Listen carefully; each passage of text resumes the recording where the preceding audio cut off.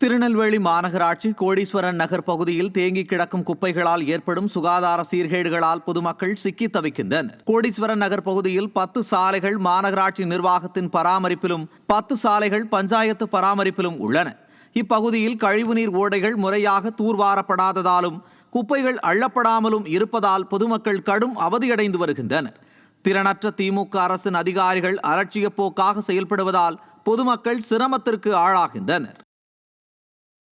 கன்னியாகுமரியில் தமிழ்நாட்டு நுகர்பொருள் வாணிப கழக சுமை தூக்கும் தொழிலாளர்கள் 5 அம்ச கோரிக்கைகளை வலியுறுத்தி வேலை நிறுத்தத்தில் ஈடுபட்டனர். சங்க அங்கீகார தேர்தல், வருகை பதிவேட்டில் பெயர் சேர்ப்பு, பணி நிரந்தரம், பச்சை அட்டை வழங்குதல் உள்ளிட்ட கோரிக்கைகளை முன்வைத்து 150க்கும் மேற்பட்டோர் போராட்டத்தில் ஈடுபட்டனர். திறனற்ற திமுக அரசு தங்களின் கோரிக்கைகளை நிறைவேற்றாவிட்டால் பெரிய அளவில் போராட்டம் நடத்தப்படும் எனவும் அவர்கள் எச்சரிக்கை விடுத்துள்ளனர். பச்சை அட்டை 10 வருஷம் முடிச்சவங்களுக்கு பச்சை அட்டை வழங்கணும்.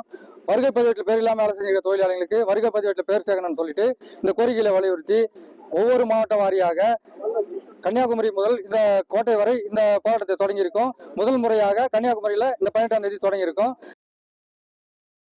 திருவண்ணாமலை மாவட்டம் வந்தவாசியில் தையல் கலை தொழிலாளர்கள் சங்கம் சார்பில் தையல் இயந்திரம் வழங்க கோரி வட்டார வளர்ச்சி அலுவலகத்தில் மனு கொடுக்கும் போராட்டம் நடத்தினர். 42 மனுக்களுக்கு உடனடி நடவடிக்கை எடுக்கவும், இணையதளத்தில் பதிவு செய்யப்பட்ட 33 மனுக்களுக்கு தீர்வு காணவும் கோரிக்கை விடுக்கப்பட்டது. திறனற்ற திமுக அரசின் கூட்டணி கட்சியின் தொழிற்சங்கமே போராட்டம் நடத்தும் அவல நிலை எழுந்துள்ளது.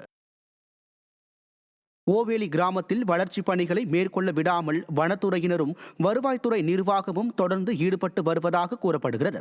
ஓவேலி பகுதியில் சாலை, நடைபாதை, தடுப்பு சுவர் ஆகிய வளர்ச்சிப் பணிகளை மேற்கொள்ள அதிமுக சட்டமன்ற உறுப்பினர் நிதியில் இருந்து 40 லட்சம் ரூபாய்க்கு மேல் நிதி ஒதுக்கீடு செய்யப்பட்டது. ஆனால் அந்த பணிகளை மேற்கொள்ள டெண்டர் விடாமல் பேரூராட்சி, வருவாய்த்துறை, வனத்துறை நிர்வாகங்கள் செயல்படுவதால் பொதுமக்கள் பெரிதும் பாதிக்கப்பட்டுள்ளனர். இதை கண்டித்து கூடலூர் பஜார் பகுதியில் அதிமுக சார்பில் கண்டன ஆர்ப்பாட்டம் நடைபெற்றது. இதில் முன்னாள் அமைச்சர் மில்லர், கூடலூர் சட்டமன்ற உறுப்பினர் பொன் ஜெயசீலன் மற்றும் கழக நிர்வாகிகள், தொண்டர்கள் ஏராளமானோர் கலந்து கொண்டனர்.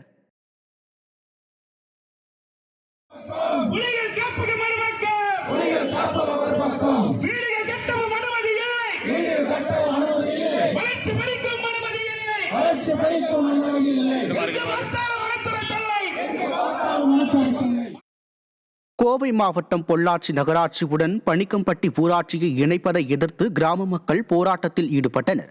3000க்கும் மேற்பட்ட குடும்பங்கள் வசிக்கும் இந்த ஊராட்சியில் 100 நாள் வேலை திட்டம் உள்ளிட்ட அடிப்படை வசதிகள் உள்ளன. நகராட்சியுடன் இணைத்தால் வீடு, சொத்து, குடிநீர் வரிகள் அதிகரிக்கும் என்பதால் மக்கள் தங்களது வீடுகளில் கருப்பு கொடி கட்டி எதிர்ப்பு தெரிவித்தனர்.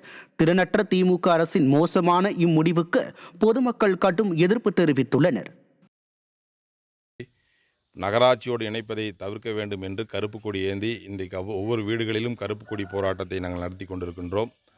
இங்கு சாமானிய மக்கள் நிறைந்திருக்கின்ற பகுதி, விவசாய கூலி தொழிலாளர்களையும் அதே போல் அன்றாடம் வேலைக்கு செல்லக்கூடிய கூலி தொழிலாளர்கள் நிறைந்திருக்கிற இந்த பகுதி மக்களுக்கு போதுமான அளவுக்கு வருமானம் இல்லாத இருக்கின்ற இந்த பகுதியை கொண்டு போய் நகராட்சியோடு இணைக்கின்ற பொழுது பல்வேறு விதமான சிரமத்துக்கு இந்த மக்கள் ஆட்படுவார்கள். கடலூர் மாவட்டம் புவனகிரி அருகே NLC நிர்வாகம் சுரங்க நீரை சுத்திகரிக்காமல் வெளியேற்றுகிறது என விவசாயிகள் குற்றம் சாட்டுகின்றனர். மண் மற்றும் நிலக்கரி தூள்கள் கலந்த நீர் விவசாய விளைநிலங்களை பாதிக்கிறது என்றும், ஏரிகள் மற்றும் நிலத்தடி நீர் மாசடைவதால் குடிநீர் ஆதாரங்கள் பாதிப்பதாகவும் கூறும் பொதுமக்கள், மத்திய மாநில அரசுகள் கண்காணிக்க தவறினால் NLC மீது புகார் அளிப்போம் என்று விவசாயிகள் தெரிவித்தனர். விருதுநகர் மாவட்டம் சிவகாசி அருகே நிகழ்ந்த பட்டாசு ஆலை வெடி விபத்தில் ஒருவர் உயிரிழந்தார்.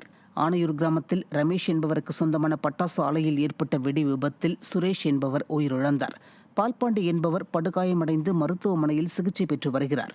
ஸ்டாலின் அரசு அதிகாரிகள் பட்டாசு ஆலைகளில் உள்ள பாதுகாப்பு குறைபாடுகளை முறையாக ஆய்வு செய்யாததால் இதுபோன்ற உயிரிழப்புகள் சர்வசாதாரணமாகிவிட்டதாக மக்கள் குற்றம் சாட்டுகின்றனர்.